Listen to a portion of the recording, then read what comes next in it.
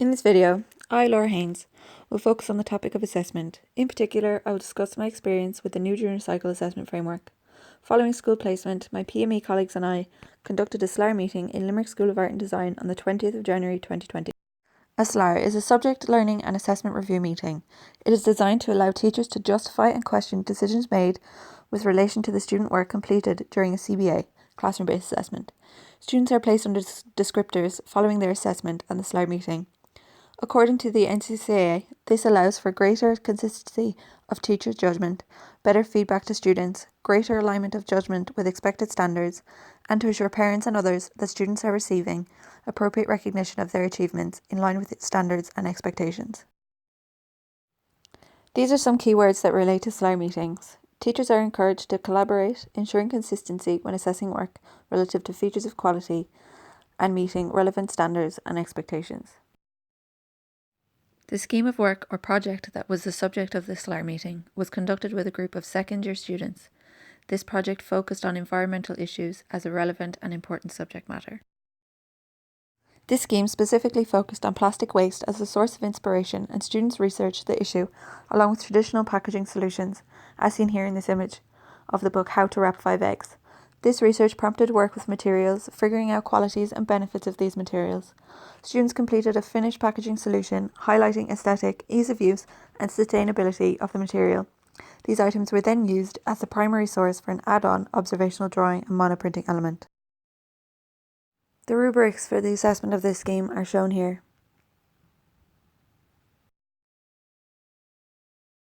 When considering the assessment of this scheme of work, the purpose of the junior cycle assessment reform is of significant value. Anne McFall et al. Wrote, "We contend that learning and assessment within the Irish post-primary school system have been treated as separate and not always related processes.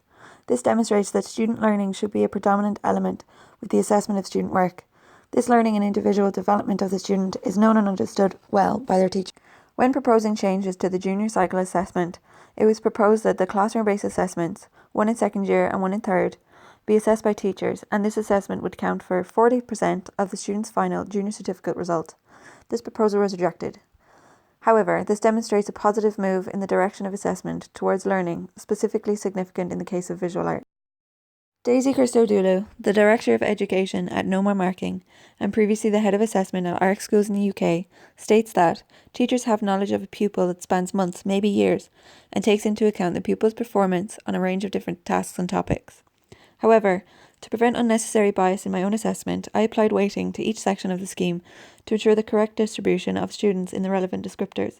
Assessment bias is something that I hope to avoid when assessing student work, given that teacher assessment is becoming more prevalent in Irish education. We all have difficulties making certain complex judgments and decisions, and we resort to shortcuts when the mental strain becomes too great.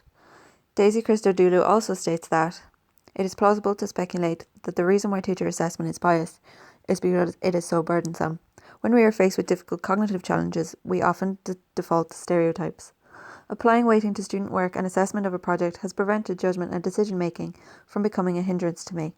While this method may contradict the introduction of assessment descriptors rather than numerical grading, as a learning and developing teacher, I feel it is a necessary strategy for me to use before becoming comfortable and settling into this assessment framework more naturally. Prior to the conduction of the SLAR meeting, all work was assessed and students were placed into the relevant descriptors. In my case, I had 3 students in the exceptional category. Above expectations, 6 students. In line with expectations, no students. And yet to meet expectations, 4 students. Within the SLAR meeting, I brought up 2 main issues or questions to my colleagues. These were: should the student in yet to meet expectations be moved to the in line with expectations category due to others not completing final work? Should the students be awarded for their experimentation and problem-solving skills, as well as the realised work? Direct reference when comparing students in the exceptional and above expectations categories. These were 2 main areas of my assessment that required discussion and questioning to gain insight towards these questions. Shown here are the students presented in the SLAR meeting and justification behind their placement within each descriptor. Exceptional. Student demonstrated exceptional dedication, engagement and participation in project work. Final packaging solution and design plan demonstrates innovative ideas, attendance and engagement in the project prove beneficial for the student. Above expectations. Student has demonstrated excellent innovation and problem solving throughout the making of the packaging solution. Student in this category due to a lack of relationship between design and final work. Student absence was also a considerable factor. Yet to meet expectations. Student failed to innovate ideas for the final work, lack of connection between the final work and design process. Student absence prevented student from engaging in the project from beginning to end. This had an effect on final work. Firstly, I raised the question, should students in yet to meet expectations be moved to the inline expectations category due to others not completing final work? My colleagues pointed out that if we were to disregard the incompleted work, this student would, without question, remain in the yet to meet expectations category. Therefore, my question was based on comparison rather than isolating the student's work with relation to the success criteria. This student remained in the yet to meet expectations category as a result of the SLAR meeting. I would also question the lack of students in the in line with expectations category, and through this, we learned that one of my colleagues' categories was also without students. We came to the agreement that this was a reasonable outcome.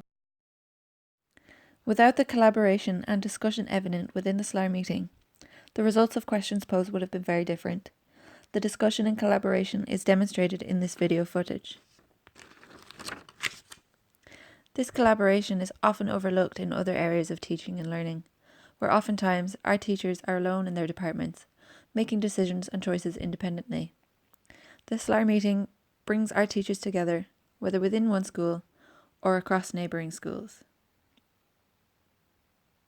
The NCCA state that subject learning and assessment review meetings enable teachers to collaboratively reach consistency in their judgments of student work against common externally set features of quality. All colleagues and participants are working towards a similar goal, assisting each other in the achievement of that goal. Richard Dufour states that the powerful collaboration that characterises professional learning communities is a systematic process in which teachers work together to analyse and improve their classroom practice. Teachers work in teams, engaging in an ongoing cycle of questions that promote deep team learning. This process in turn leads to higher levels of student achievement. SLAR meetings act as a tool for collaboration, allowing teachers to collaborate freely around the subject of assessment while gaining insight into their work as a teacher. Dufour also states that for meaningful collaboration to occur, a number of things must also stop happening. Schools must stop pretending that merely presenting teachers with state standards or district curriculum guides will guarantee that all students have access to a common curriculum. SLAR meetings and classroom-based assessments are a positive move in the direction of successful collaboration. Secondly, within the SLAR, I raised the question, should the students be awarded for their experimentation and problem-solving skills, as well as the realised work? This is in direct reference when comparing students in the exceptional and above expectations categories. After lengthy discussion and an in-depth review of the student work of both students, my colleagues and I decided that the students will remain. Process over product, skill level, experimentation, engagement and completion of additional sketchbook tasks were all discussed when making this decision. Shown here is evidence of some of the discussion that led to the result. It's good, it's well thought out, but this, when you look through the sketchbook, she definitely deserves to be placed in the exceptional category. There's really good thought in it. He didn't just say, right, I'm doing this. He did question his options and he advanced his ideas from the design plan when he was making. You can see that from the sketchbook and the drawings that this is where he falls behind the other student. This decision, while correct for the project in question, made me consider again the weighting of marks towards the evidence of problem-solving skills and decision-making. The student in the above expectations category, while lacking in sketchbook development and drawing skill, demonstrated an exceptional level of ingenuity when completing the final work. This hands-on work suited this student and is evident in the final product. This should be supported and awarded throughout the student's artistic involvement. Assessing exploration and problem solving. When looking into this, I found that this student works well in a constructivist learning environment, encouraged to explore and experiment. Constructivists conceive of the classroom as a learner-centred as opposed to teacher-centred. This making element of the project was extremely learner-centred, and this student thrived in this environment. Piaget emphasised that new knowledge is built on prior knowledge, as learning is developed through exploration and on individual construction of meaning. The student also takes metalwork and woodwork classes, assisting in his approach to problem-based learning. It is clearly evident that pedagogical approaches that support constructivist learning among students have shown promise in developing students' confidence, creativity and critical thinking skills. Considering the facilitator's report and decisions made within the SLAR meeting, it is important to understand where these decisions originated and what as a team we have found through this discussion. The findings are as follows. Based on discussion, final work can be assessed as a standalone, but it is meaningless without reference to research and development.